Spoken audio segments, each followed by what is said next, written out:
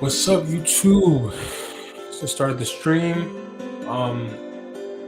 Two of the most dominant and complete opposite players of all time, Larry Bird and Shaquille O'Neal. Two sides of the spectrum, dominant at the same level, the same impact, but two different ways of doing it. Yeah, Larry Bird is mostly skill and toughness, mentality, and then Shaquille just pure will, and just strength, and just domination. And he's gonna put his back to the basket, and he's gonna body you, he's gonna dunk on you, and he's gonna drop step, and just instilling his dominance all game. But Larry Bird, the way he instills his dominance is by trash talking, getting to the basket, scoring 3 levels, facilitating, defense, all around. That's his way of dominating and getting the dub, and making his teammates better. So yeah, that's two sides of it. The first video I'm about to be reacting to, I'll put in the comments. I'll put the comments on the screen.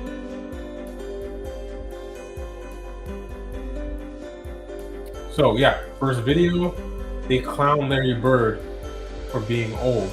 Big mistake. We all know that would be a big mistake. You don't clown Larry Bird and not hear from him or feel the repercussions. So we're about to get into it. Like, comment, subscribe. Follow me on Twitch. Tyreek was Ty Knight M. Yeah, whoever's on Twitch, follow me.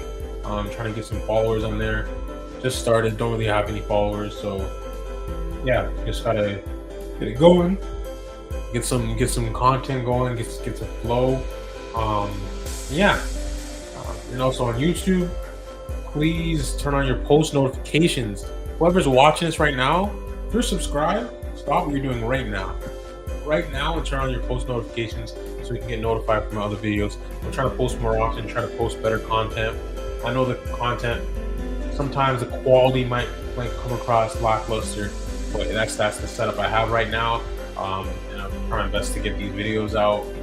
Behind the scenes, you guys don't know what I'm going through to get these videos out. I'm really trying to get a better setup, and yeah, the setup, I'm just trying to figure it out. But the video's gonna come out good. I'm gonna edit these videos. It's probably gonna be more of a live stream thing, or until I can get a better setup where it's like, okay, nice production, this and that, let's get it. But yeah, I'm about to get into the video. Just hit the bell for I guess any other videos so you can get recommended or just notified. And we're about to get into the video. Larry Bird, why did they do him like that? They clowned him because they said he was old. But you already know that's a big mistake. Let's get into it. I'll turn off this music right now. All right, let's get it. Called out by some young college superstars for being old and washed up. And I was like, Larry, your back is already hurting, man. You need to take it easy. Hey, Larry, you ain't hit a jumper since '84. And one last time, Larry Bird had to prove that even at his advanced age, there's a big difference between being a good player and being the greatest of all time. Larry Bird, at this point in his career, is now squeezing to the end. It's a ceaseless struggle to get healthy enough to play. Larry Bird did not play the final 7 games of the season as he decided to sit out and see if he could get his back ready for the playoffs. His back was day to day, and no one knew if he would be able to play in the series. I don't know how I'm going to feel tomorrow. I don't know how I'm going to feel Thursday or Friday. It's just wait and see. It's a game that we're playing right now, and hopefully I'll be prepared to play every game. I remember walking in the locker room, and I saw Larry before the game, and I said, "How you feeling?" "I'm okay, I guess." Well, he wasn't okay. Guy could barely put his pants on. He spent the night at the hospital in traction, so he had to be in just unbelievable pain. I can remember when I first came in the league, Artis Gilmore told me one time, he played for Chicago, he said, if you expect to play a long time in this league, you better quit mopping up the floor. And I thought, well, he's crazy, because that's what basketball is all about, going after the loose balls. But getting a little bit older now and feeling the bangs and the bumps and the bruises and all that, I can see where he's coming from. But I can't change my style of play. I got to play like that every night, because if you go down and get one loose ball that's on the ground, that could be the turning point of the game, and it has been in some instances. Marv, the mood of the Celtics could be described as confident. In fact, this is the 10th deciding. Honestly, Larry Bird did what he could in the NBA, and that's an understatement. But his style of play really took some years off from his career. But like, honestly, the way he played was his identity and was the reason why he was so great. He would have been great either way if he would have like tried to preserve his body when jump for loose balls all the time, because a bunch of loose balls that he wasn't able to save. And it's like, okay, he didn't really have a chance, but he really tried. But that's really like you doing that and your teammates seeing that and setting the example to actually put your body out there and work. Like if he's working this hard, he can't make me look this bad. Like if the best player is working this hard, I have to follow up too, so I don't look crazy myself, and look like I'm lackluster or lackadaisical. So everybody follows when Larry Bird is putting out that energy. So it's like that's why his team was so good, because he put out that energy of like, I'm gonna risk my body, I'm gonna put it all on the line and do everything I can in my possible ability to get the dub. But it's like it's gonna cost him later. But it's like he sacrificed some things, but he still got 3 championships. He got some MVPs. He's still in a lot of people's top 5 lists. He made the Hall of Fame without like that wasn't like there's no question. There's no question he's gonna make the Hall of Fame. I don't even know what year it was that where it's like, okay, he's gonna make the Hall of Fame for sure, but I'm pretty sure that was early, probably like in his first or second championship. You could tell that he was gonna make the Hall of Fame, maybe even before that. But yeah, Larry Bird set the foundation and set the tone for his team, and his mentality is why his team was so good, and it was warranted. Like he like honestly, the way he plays, the mentality he has, the grit he has was necessary. You might think he could have played, he could have saved his body for later and had a long career, but it's like he was so selfless. He's like, I'm gonna put my body on the line for the team. I'm not gonna think about my career as a long-term situation. I'm really gonna think about the now and get the dub right now. So yeah, that's Larry Bird for you. It's like two different sides of the game. Like you have LeBron has more championships, but has the longevities there and stuff. But it's like those are two sides of it. Someone that dies for the ball at every chance, and you have someone that's conserving their body. It's like, what play style do you go with? What is more effective?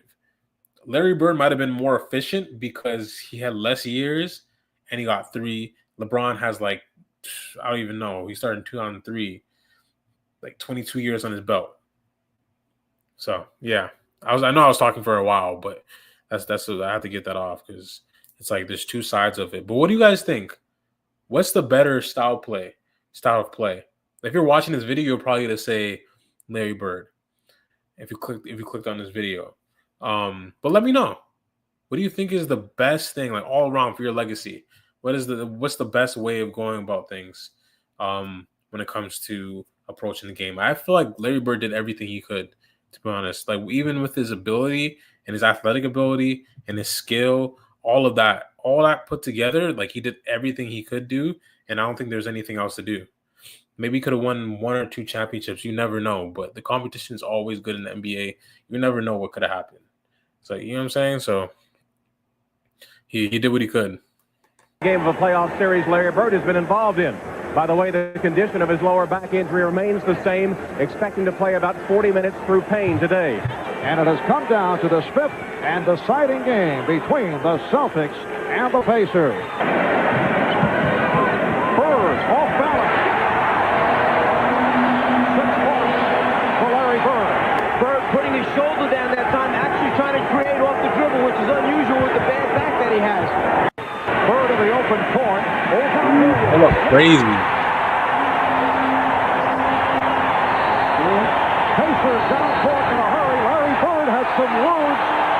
in the face of Chuck Person as Person called for the timeout.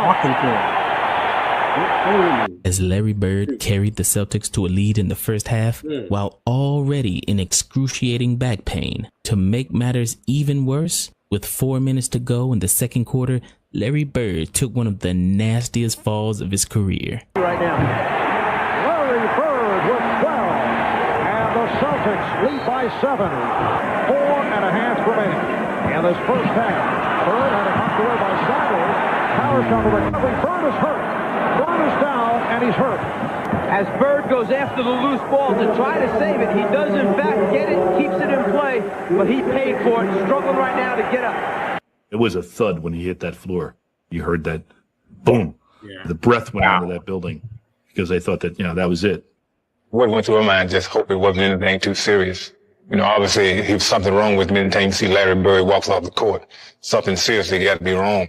Larry Bird's face hit the floor so hard that he knocked himself unconscious for a few seconds. He left the game with a concussion and had a broken bone in his face. And with the Celtics leader out of the game, Chuck Person and the Indiana Pacers smelled blood. Don't think the fact that Larry Bird is in the locker room right now isn't helping the Indiana Pacers pick up their level of intensity. They smell it right now. They know the leader is not on the floor. Someone needs to step up now for Boston and take over in Larry Bird's absence. And Chuck Person with 20 points. The first time this afternoon the Pacers have had a lead. Well, you're right. Chuck Person was a real force, and there was a lot of back and forth going on. Person for 3. Yes. Straight away. And Larry bangs his head on the floor. I know. Bang, boom. Has to leave the game. It looks like the ship's going to sink, and we're going to go home in the first round. Person from downtown. What a shot by Chuck Person. And he gets the treatment from the crowd as he reacted. Indiana with a 3-point lead.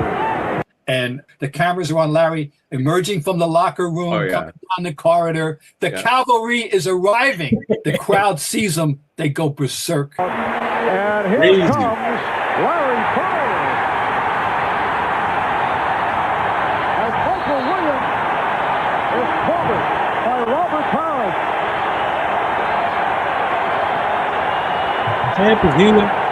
I got the sense the Pacers were stunned to see him there. And that they thought, holy what's going to happen now? Throughout this timeout, they have been standing and cheering since Larry Bird made his way from underneath the tunnel from the Boston locker room. It is one of in the Bird lore, it is one of the top 5 incidents that he did that might have been the last great moment. He went out with 4:23 remaining in the second. After taking the fall, and he is back in the ball game.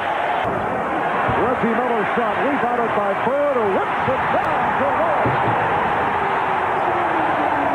to I've never met an athlete that would play with pain the way he does, and an athlete that's so highly self-motivated as Larry Bird.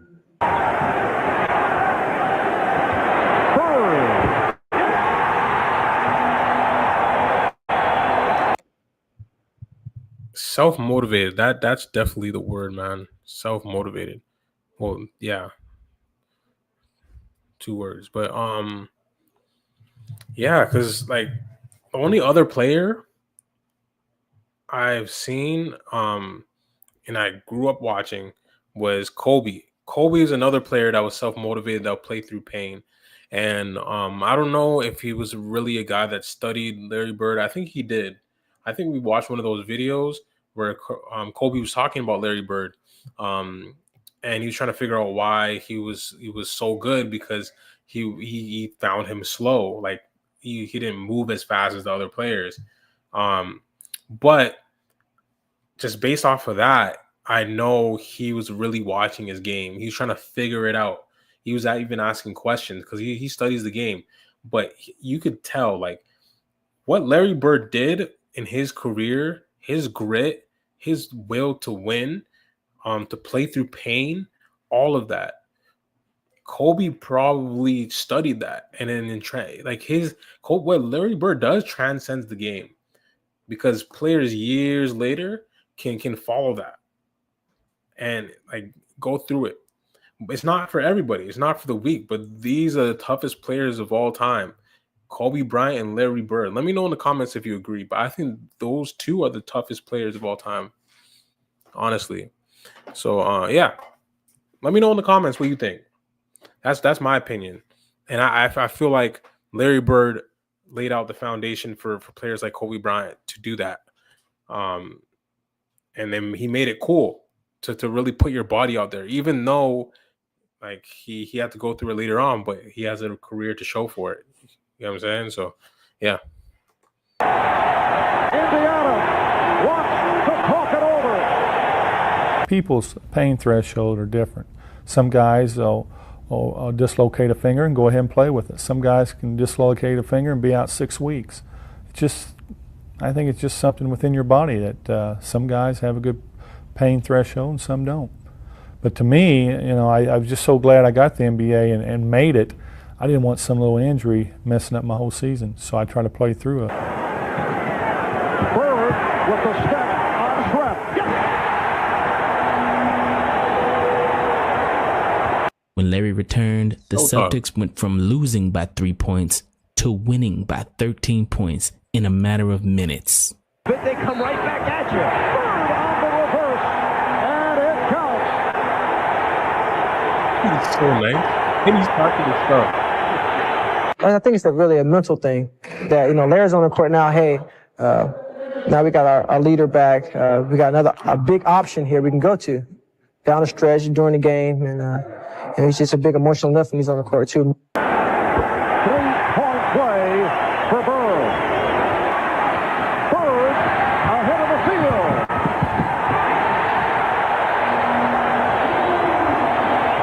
And it's the Celtics by 13. The fans at that point wouldn't let the team lose because of what Larry was doing.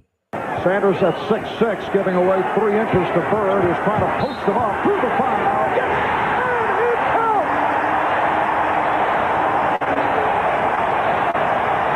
And it counts!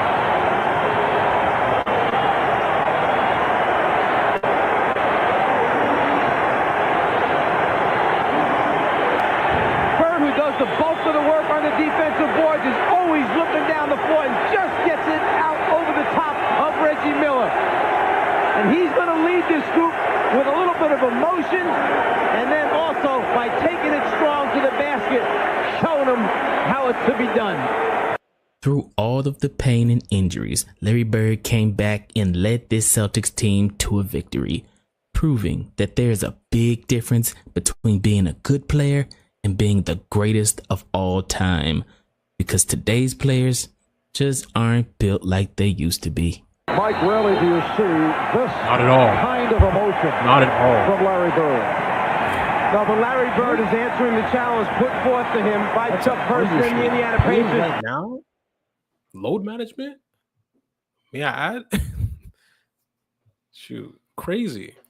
Players are injured, right? Or injury prone, and they play every other game.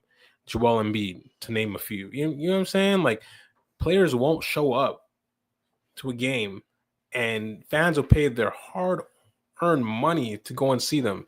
And they make a last-minute decision. Oh, we're not going to play him.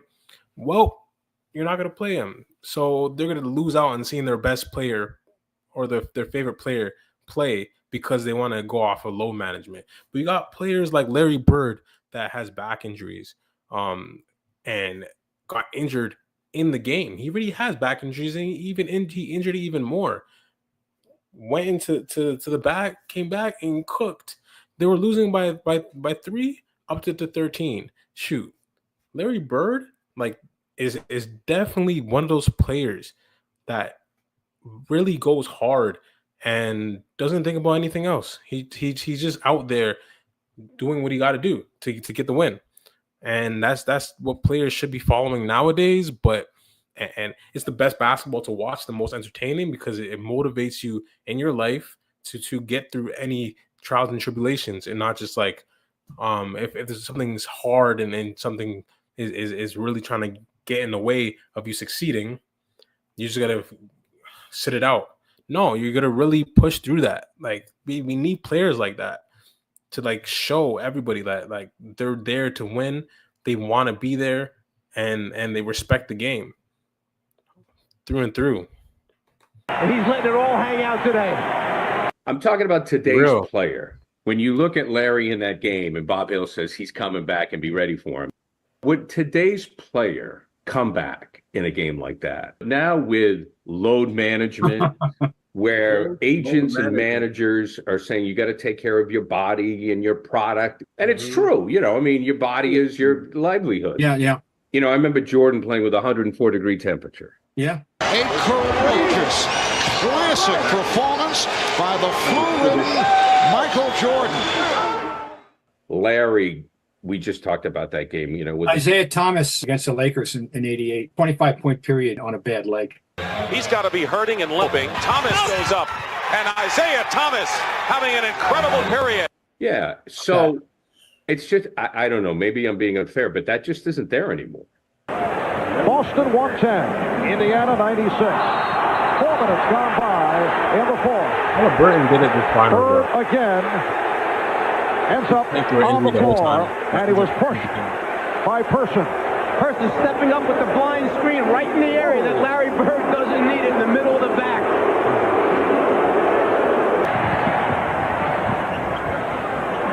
Bird.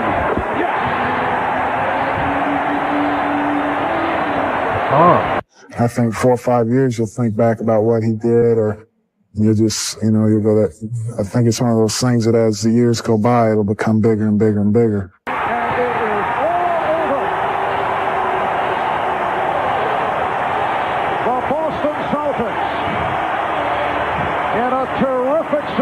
Have defeated the Indiana Pacers. They won it in 5 to advance to the second round. You know, I already had a lot of respect for Larry Bird, but the way he played today, you know, it's just like the stuff you tell your kids about. And I told him at the end of the game, I've never seen anything like that.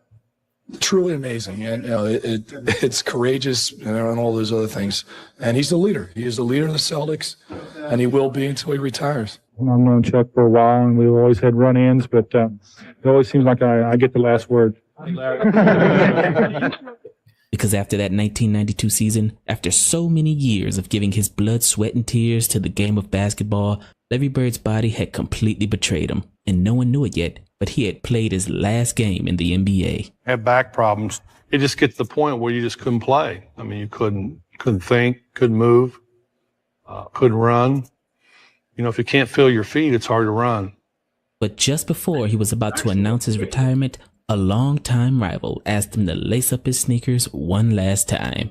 But this time, it would be on the same team in what many people have called the greatest team ever assembled, the 1992 Dream Team. Larry was on the fence because of his back, so I said, man, LB, you got to play, man. You got to play. This is our last chance to be together. He said, Magic, my back is hurting. I said, Larry, you don't have to play 30 minutes a game. You can just play 10 minutes a game.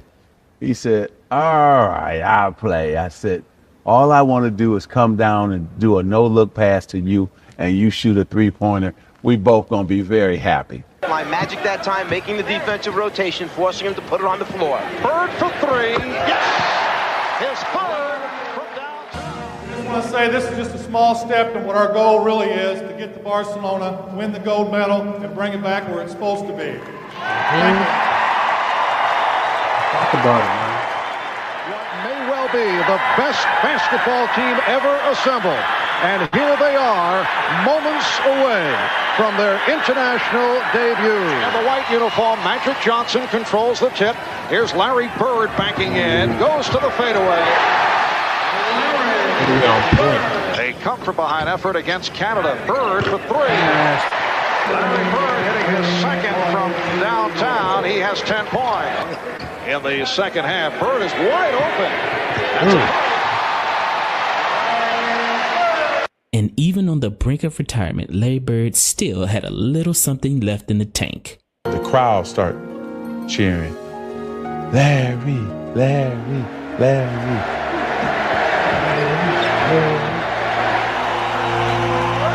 Crowd reacts to the entrance of Larry Bird. A standing ovation. Get an open look in transition. Magic with the pass that misfired. Jordan with the That's crazy. save. Here's Bird. Yes. And you just knew that Larry Bird was not going to miss that shot after the great save by Michael Jordan. I'm gonna send a message around the world today that y'all can give it up. You foreigners can give it up. The final score, the United States 136 and Cuba 57. And in the gold medal game, the Dream Team beat Croatia, and there was no doubt anywhere in the world who was the greatest team ever assembled. They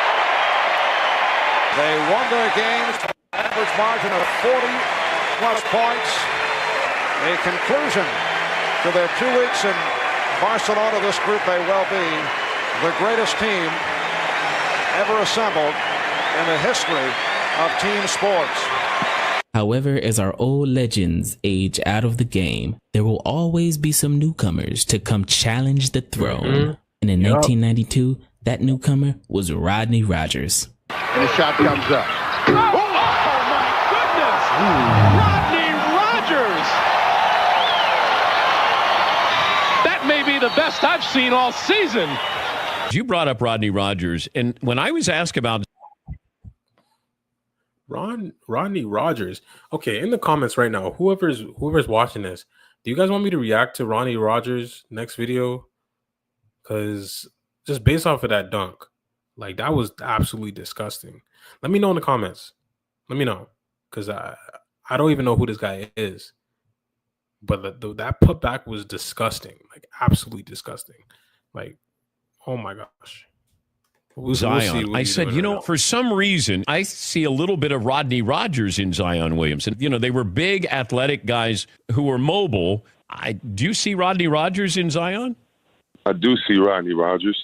It makes so much sense now that you said it like that. But Rodney Rogers could shoot better. I had never seen a guy like that strong. I mean, I knew what Country Strong was after I played against him and Corliss Williamson, those guys like that, I mean, maybe never lifted a weight, but could push a car out the way if they needed to. And so with him, I definitely think Rodney Rogers would be a great comparison for that. And when Rodney Rogers was selected as one of the 8 best college players in 1992 to go scrimmage against the Dream Team, Larry Bird gave Rodney Rogers his welcome to the league moment. But you missed Bird by a couple of years, I think, didn't you? I missed him by 1 year, but I got to play against him in the Dream Team and to be able to practice with him, see how he worked out, see how he shot, see the junk that he talked constantly. The best was my man Rodney Rogers, strong, fast, quick, athletic, and Bird just set him up in a corner. Someone drives to the corner, Stockton passed out the Bird, and here you see Rodney Rogers take a full sprint. And I'm talking about, how Zion blocked that shot a couple weeks ago? Yeah. That's where, where Rodney Rogers came from. Except, unlike the young kid that shot the shot, in the middle of him being in the midair, Bird says, "Welcome to the parachute club, rookie," and watches him go by him, shoots the ball, and kept walking down, shaking his head like, these dumb youngsters, they'll never get it. And according to some of the guys that played, Larry Bird and the Dream Team basically... That's crazy. Picture that. That play you just saw with Zion catapulting and try to block it. Imagine Rodney Rogers try to close out on Larry Bird. Imagine how far he probably fell out of bounds. That probably almost tear his Achilles landing from that. That's crazy. Based off of how athletic he was, that must have looked crazy. He must have made him look like a fool. Like, honestly.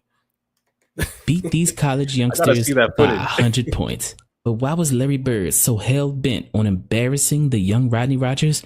Because one day earlier, Rodney Rogers said something that pissed Larry Bird off, and a friendly scrimmage turned into a serious lesson in respecting your elders. When we played against him in the Dream Team, that whole situation was amazing. It was 8 of. All right, thank you. Have a great night too. Thanks, Bridget. Of us, it was myself, Bobby Hurley, Allen Houston, Chris Webber, Rodney Rogers, Eric Montrose. Shout out Penny Rodney Hardaway. Rogers, man. Shout out to OG.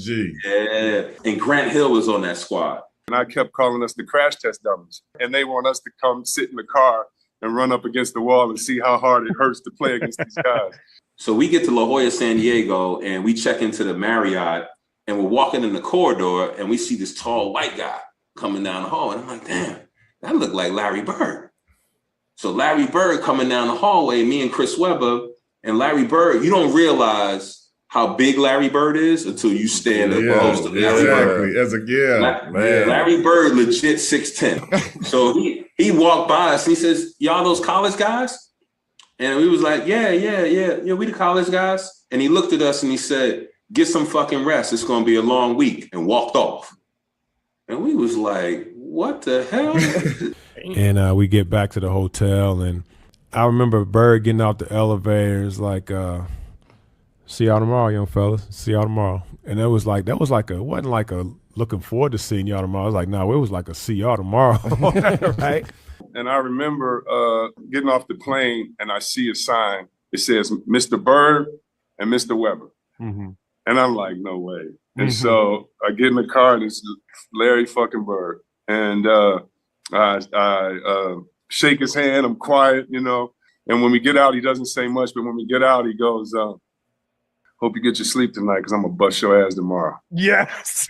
And I didn't know what to say, but I knew this is a moment you have to say something. And I was like, you know, Larry, your back is already hurting, man. You need to take it easy. And then I run to the room and I call my father. I'm like, Dad, Larry Bird was just talking shit to me.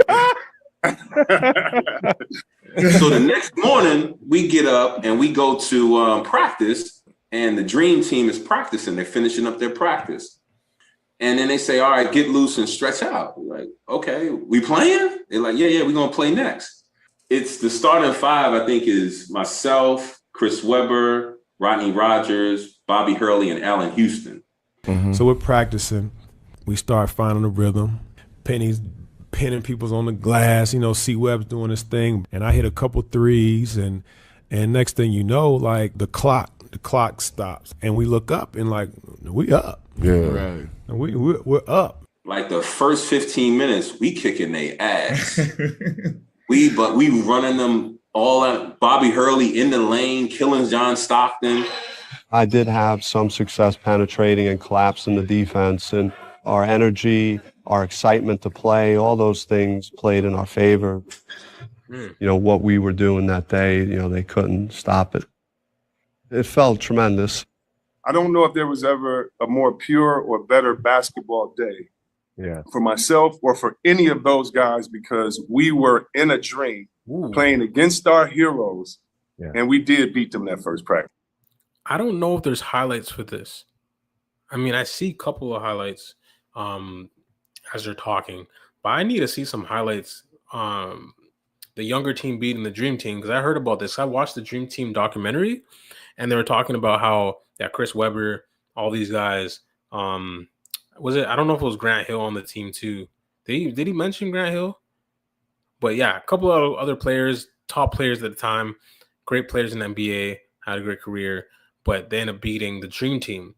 I just want to see those highlights. I want to do a reaction on that, because that would be a great video. But it seems like they didn't have a lot of footage on that. They're trying to like suppress the footage. I don't even think they even want to tell anybody that the Dream Team lost to a younger team. But I think they played them a couple times, and then the Dream Team ended up killing them the last time they played. So yeah. But that'll be a great video. Something happened. We're sitting there, and we get back to the hotel. Rodney Rogers says something it's a group of them. It's Larry Bird, Magic Johnson, and everybody's shooting the shit. And Rodney Rogers said, hey, Larry, you ain't hit a jumper since 84. And we ain't think none of it. The next day we came in, that's when the thing came out that Chuck Daly let us win. There are kids who believe in Santa Claus too, and the Easter Bunny, and now that they've grown up, I hate to burst their bubble, but it was a game thrown. It's a game thrown? Chuck threw the game. If you look how he subbed guys in, not picking up, not making any adjustments, he knew what he was doing. I love Coach K. That's come on, man. That's BS. They had Chris Mullin, a better shooter than anyone that we had. We really beat him that day. But the next day, it's been the only time in my life I've been in a scrimmage and my team did not score in the whole quarter. Man, the next day it was different. It was different that day. Yeah, you could tell that, you know, they were like, "Come on now, we're gonna let y'all know who we really are." We showed them why we are who we are. We pretty much beat them by 100. They couldn't score. They were smacking the floor, talking shit to us like it was a championship game. Magic Johnson crazy fed Larry Bird the ball probably about 8 times in a row down court. Larry Bird got the ball on Rodney Rogers, and every time he was about to make a move, he told him what he was going to do. One dribble, pull up, going left, off glass. One dribble, going right, spin, shot, bucket. That has to be the most disrespectful thing you could do in a game of basketball, to tell the guy, I'm gonna jab step, one dribble to the right, pull up in your face and shoot it, and then do it. It's like trash talking and then backing it up all in one sequence. It's like you can't say anything about it. He was trash talking you, and then did what he told you he was gonna do. It's the moment where you just can't do anything about it. At that moment, you just have to go back and get your get back. To be honest, that's all you have to do at that moment. It's nothing else you could do. He scored 9 times or 8 times in a row. Left the court to go lay down because he couldn't sit on a bench. Right, he had to lay down that's because exactly of his back. And said, "Young fella, look like 84, huh?" Last time he made it. Yeah. So I'm sitting there and I'm like, wow. I said, so that's they kicked our ass for the rest of the week. And It said the rest of the week, guys. They ain't play with you. Nah, they ain't play with us the rest of the week. And this one I was like, this is a different breed. Larry Bird retired after that season, and though many players have been compared to Larry Bird since he retired, nobody has been able to capture the one-of-a-kind magic that created the nickname Larry Legend. You know, I would like to play a little bit longer, maybe a year or 2 more, but there's just no way possible I was going to be able to do that. So today I'm retiring, and I knew this day was going to come sometime, and I sort of prepared myself, but once you sign the papers and say you're retired, or once you get up here in front of all these people, it's a little bit different.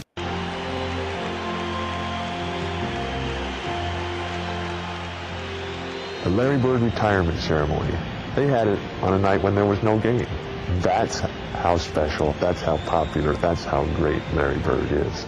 They filled the Boston Garden, and you couldn't get a ticket. Magic comes out, and it was just great, and he had the Celtic t-shirt on underneath, and the speech that Magic gave.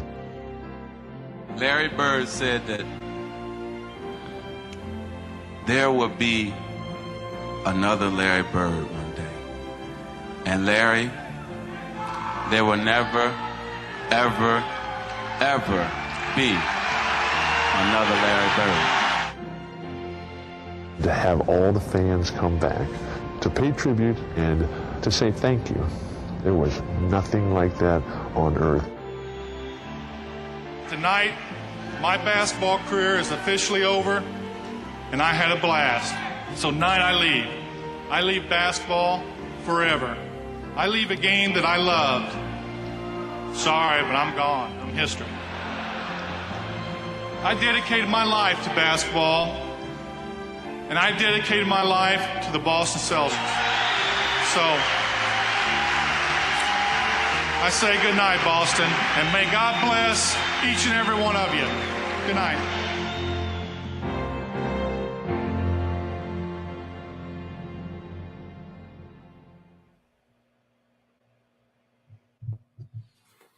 That was a great video. That was actually one of the best videos I've seen. Probably maybe the best video I've seen in regarding Larry Bird. Yeah, it took everything. The dream team, um, like in the playoffs, but like the tail end of his career. But you could still see he was still Larry Bird. It's just the back injuries. If he didn't have the back injuries, he'd probably be putting up the same numbers. But he was still averaging around 20. But he could still do what he could do just on limited minutes. Yeah, because just he has to go to the bench and lie down. He can't even sit. So yeah, wow. This is a very good video, honestly. I'm great. I'm happy that I found this video, but we're about to get into the next one. This is a video about Shaq. Everything is wrong about Shaq. I don't even like that title to be honest, because like Shaq is up there in my top 10 of all time, and then top 2 bigs of all time. You know what I'm saying? So it's like that title is kind of like like honestly, I don't like seeing stuff like that. But we're about to get into it. We're about to look into the video. I'm not going to judge the video before even watching it. Just the title might just be clickbait or just to get people to click. But yeah, about to get into the next one. Everything is wrong about Shaq. Let's get into it. Over on Spotify, and that is the Rusty Buckets intro. One day I will stop doing that. In today's video, I want to talk about a take that I have had for a very long time, and it's not an uncommon take, but it's one that I feel like is left out of the conversation of all-time great discussions very often. And that is that the greatest player of all time conversation could have been very easily decided, and like in a way that is very hard to argue with, had Shaquille O'Neal just operated a little bit differently in his career. As happens a lot of the time, I'm scrolling Twitter and I saw a compilation of Orlando Magic Shaquille O'Neal, and I have just never been able to get over the fact that people perceive Lakers Shaq to be the overwhelmingly better player. And yeah, it's hard to argue, especially when you take into context his playoff success, that Shaq peaked better on the Los Angeles Lakers. I could agree to that take, specifically up through 2003, and he was there from 1996. So yeah, 7 seasons up until he really saw a huge decline. However, his last season, where he's putting up over 25 points per game, over 27 points per game in this instance, was that 2003 season when he was only 30 years old. And what had happened when he went to the Los Angeles Lakers is he gradually over time put on more and more weight. Now, something that pisses me off about Shaq and his playing career is he got a lot of excuses or justifications for this weight that did very dramatically hinder the potential of his career, both in terms of like just lower body injuries that didn't have to be as bad as they were, and then also just like he literally was on the court significantly less than he could have been. Like, he put on this weight, and the thing that people said was that made him more dominant. That made him all the more impossible to stop in the post. And while I completely understand how you could get that impression just purely aesthetically speaking, when we're talking about the truth of his production, Orlando Magic Shaq was a way better defender than Los Angeles Lakers Shaq, while still putting up very comparable numbers both in the regular season and the playoffs. Yo, if you're a young guy or anybody that's watching this that doesn't watch Shaq at all and hasn't seen Shaq's Orlando highlights, I would say after this video, go and search that up. Shaq was nasty. Oh my gosh, he was a problem. Like, he was a problem. That a guy that's that big, he can handle the ball, go coast to coast. Like, he was crazy. He put on weight. He could still do that from time to time, but it's like it's not ideal. Because it's like, what are you doing? You're that big going coast to coast? Hell no. But he was like skinny, kind of like skinny but built, and he was going to work coast to coast, size you up, give you a left to right crossover, and dunk on you. Like, absolute nonsense. Like, absolute nonsense. He had no business doing it, but he was doing it, and he was doing it well, honestly. So you should watch those highlights. I'm probably gonna react to Orlando Shaq, probably in the next video, maybe, or maybe in any other videos. But yeah, Orlando Shaq was a problem. I feel like he was way more skilled on Orlando than he was on LA, but he got so big that he didn't really have to do much. He just had to go to the basket, do his spin off the defender and go baseline and dunk it, or he would do his drop step, put his body into you and dunk you into the rim.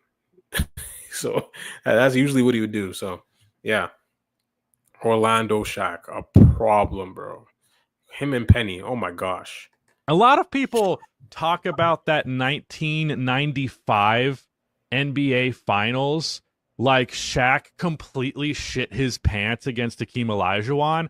Like, was Hakeem very obviously the better player between the two of them in the series? Yes, he was. However, if your version of getting shut down in the finals is averaging 28 points, 12.5 rebounds, 6.5 assists, and shooting 60% from the field, I think that says a lot about how goddamn good and dominant you are at the age of 22 years old against a guy who a lot of people very understandably consider to be the greatest defensive player the game has ever seen. That is saying a lot. Now, in his other finals, when he matched up against... Wait, hold up. 6.5 assists is crazy. So let's take that in. 6.5 assists is crazy. Like, bro, what? That means he's passing to people when they're actually scoring. Like, he had a team. I mean, they went to the finals. Yeah, that Orlando team, I don't know. I mean, he could have stayed there, but I don't know. I don't know what happened. Like, he could have got a couple players, but he went to LA. I don't know. But I think he probably had some problems in Orlando. But, like, for Shaq to be putting up those numbers all around, and his percentage was crazy too, efficient. Like, they said he crapped the bed. Like, how? Those numbers are crazy. There's no way around that. That impact is crazy. They probably should have won based off of that, but they went against Hakeem Olajuwon. Hakeem Olajuwon to Hakeem Olajuwon. Like, he's just a guy that you just can't stop. It's not even a question. Like, it's inevitable. He's gonna give you the work. Honestly. So yeah, but 6 assists is crazy. Dikembe Mutombo, who was A, not quite in his prime, but B, also very skinny and very easy to push around by contrast to all the other good stuff that he did on the defensive end. Ben Wallace obviously took his lunch money in 2004, but the other years where they went to the finals, they were playing cupcake matchups. Terrible, terrible, terrible centers, and Shaq also kind of saved his scoring energy for those finals. Like, a lot of his championship runs, specifically the last two, up until the finals, for those last two, it could be argued that Kobe was the better player through those first 3 rounds, but Shaq knows that the finals MVP and the finals is what really matters, and that's when he really, really, really goes try-hard mode, and it helps that he did not see a good matchup in the finals against him physically, besides for 1995 and besides for 2004. It did help that by 2004, Shaq's injuries dramatically hindered his ability, and he literally decreased his points per game by 6 per game, and in the playoffs that year in general, he also dropped those numbers. But I am going to take, other than his rookie year, so the last 3 years of his 4 in Orlando, in those seasons, he averaged 28.6 points, 12 rebounds, and 2.5 blocks. 4.2 of those rebounds were offensive boards. He shot 58.7% from the field. Meanwhile, if we take a look at his Lakers tenure before or up until 2003 in the regular season, 27.9 points, 11.9 rebounds, 2.5 blocks, 57.4% from the field, which is a little bit worse. So we are talking about virtually the same production across the board, virtually the same efficiency on said production. And then if we were to do the same thing with the playoff stats, his Orlando Magic numbers are a little bit lower in the playoffs. He goes down to 25.7 points, 11.2 rebounds, and 58.8% shooting from the field, which is really good. And then we get into playoffs for the Lakers up until 2003, 29 points, 13.4 rebounds, 2.5 blocks, which is basically the same. So yeah, 55% from the field, though. 55% from the field is a noteworthy decline, at least, but the production does increase by a pretty substantial margin. But what is important? The most dominant player of all time. I'm saying that right now. You could say it's Wilt, let me know. You can say it's LeBron, let me know. I don't think it's LeBron, but dominant, just pure domination, just throughout his stats. 2.5 blocks, 60% shooting, 29 points, 12 rebounds, probably 10 bodies. Probably most of his points, 95% of his points is probably him drop stepping it and dunking you into the rim. A problem. In here, I can agree that Shaquille O'Neal got better at scoring and became harder to guard when he was healthy and he was the much bigger player. But he was so often not healthy as a result of it, and it meant that he had to conserve his energy on the defensive end of the floor far more than he did when he was in Orlando. When you watch Orlando Magic Shaq, you see the way he's moving. Like, Shaq was primarily known for being terrifying because of his size, but the thing is, he had much of that size while in Orlando because he's still 7'1" and he's still 250 pounds. His verticality, his athleticism that declined with time in a Lakers jersey was overwhelming out of the gate. And that athleticism could have persisted and been a staple of his game for a much longer period of time, which would have enabled him to still put up similar scoring production and still be a great defensive player, which Shaq was in Orlando. Now, Shaq's not a terrible defensive player by any means, nowhere near it, but his physical profile, his size, speed, athleticism in the NBA right out of the gate was incredibly impactful on the defensive end. I'm actually curious in terms of defensive rating. They were 12th, which is not great, but the year before he was there, they were 22nd.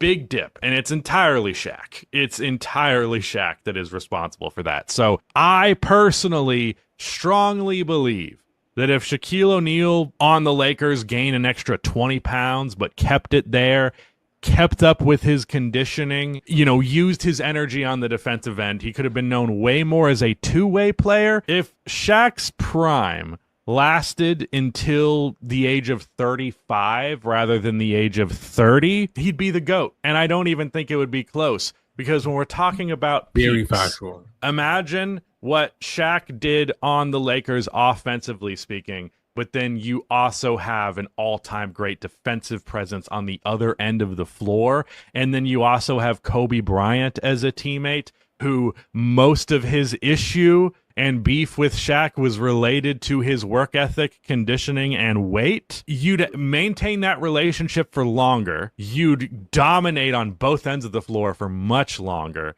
in a way that is unprecedented throughout history, because there's nobody with better rim gravity than Shaquille fucking O'Neal. So much opportunity was wasted. And that's... It's hard to say that for a guy who's in almost everybody's top 10 players of all time. Yeah, he's in mine. Like, no question. Top 10 of all time. It's not even a question. If you don't have Shaq in your top 10, what is wrong with you? Stop playing. Even with the weight issues and then his career not being as good later on in his years, like, he had a good 8 to 10 years where he was dominating, and that was like a Hall of Fame career, and he's top 5 just from those 10 years. Like, come on now. His years in a Magic jersey and in a Lakers jersey, come on. He was a problem, even with the weight. But Kobe was saying, like, he could be the best player of all time if he really worked on his physique. His physique was just getting bad. It was deteriorating over the years, and it was a problem. And his conditioning too. He couldn't play as long in games. He's still putting up big numbers, but he could have been putting up Wilt numbers if he was in shape in those times. Come on now. Tell me I'm wrong. Shaq couldn't put up Wilt numbers if he was in shape. Tell me I'm wrong. Come on now. Shaq could have been the GOAT if he really put his mind to it and really locked in and didn't get comfortable. He got his first championship and got comfortable. That's what Kobe said. So that's the interview they had. If you guys want me to react to that interview with Shaq versus Kobe Bryant, let me know. And just another reminder, turn on your post notifications. Please do. And if you're watching this, go to my Twitch and follow my Twitch, Tyreek Ty Night M. It's Ty Night M. Yeah. On twitch.tv. Yeah. Shaq is in my top 10 players of all time. But in terms of guys who are in that top 10, there is no one who underachieved to what their potential was more than Shaquille O'Neal. He definitely underachieved a little bit. It's hard to say something about that with someone who's as successful and as dominant as he was, but truly, Shaq could have been so much better for so much longer. And I think that just gets left out of the conversation with him a lot of the time. And I also just feel like Orlando Magic Shaq needs more attention just in a historical context, because when that man was firing on all cylinders, like his second and third seasons in the league, he averaged 29.3 points, 12.3 rebounds, 2.6 blocks, and 59.1% from the field. Like, just an unbelievable force of nature on both ends of the floor. It's disappointing that there was not more to come of it. And that's something that I can't help but feel whenever I watch Shaq play, which is definitely negativity bias. It's definitely a negative skew. I still appreciate watching Shaq highlights in any jersey just because, well, mostly Lakers and Magic jerseys, let's be real. But the anomaly that he is physically, how much he was just built to play the game of basketball because of how unstoppable he was physically, it's just hard to quantify. I can never not think about the wasted potential whenever I think about Shaq. And I will highlight this in a more nuanced way in a deep dive at some point, because that Shaq hater manifesto will be coming out. Most of my beef with Shaq is related to his personality and who he chooses to be rather than his basketball shortcomings. That's just what I wanted to talk about, because it's something that I think about a lot, and this is my basketball diary channel anyways, so I figured I'd talk about how Shaq should have been the GOAT. But let me know what you think in the comments down below. That is it. Goodbye. All right, that was another great video. These two videos were really good, honestly. Like, I'm about to sign out, but whoever's here right now, yeah, hit the notification bell so you can be notified for my live streams, notified for my videos. But this is a great video. If you guys just tuned in right now, you can go back and watch the 2 videos I reacted to. Everything is wrong with Shaq just now, and then the other one was they clowned Larry Bird for being old. Big mistake. That was the best Larry Bird video I ever watched. So if you want to go back and watch that, it was a great reaction. It was a great video. So you can go back and watch that. Yeah, but I'm gonna end off the stream. This is a good stream. Like, comment, subscribe. If you're on Twitch, follow me. Subscribe to me, and yeah. And I'm gonna end off with a prayer. In the name of Jesus, I pray. Whoever's watching this video, bless them from the crown of their heads to the soles of their feet. Allow them to be better individuals all around. Allow them to follow you and lean on you and cast their cares on you. Allow them not to get into negative thoughts. Allow their thoughts to be positive and show their light. Allow us not to be the same as people that are of this world. Because how could people really tell the difference if you're complaining, if you're mad, and if you're upset, and you're very quick to be angry, just like anybody else in this world? How are people going to tell the difference? Allow God in Jesus' name pour into their hearts, fill them with the Holy Spirit, so they can show their light, and they can show the difference of what it is like to follow Christ in their life. So in the name of Jesus, I pray, allow everybody to be stewards of Christ and wear the armor of God and be blessed. In the name of Jesus, I pray, amen. So stay blessed, stay lit, and I'm out.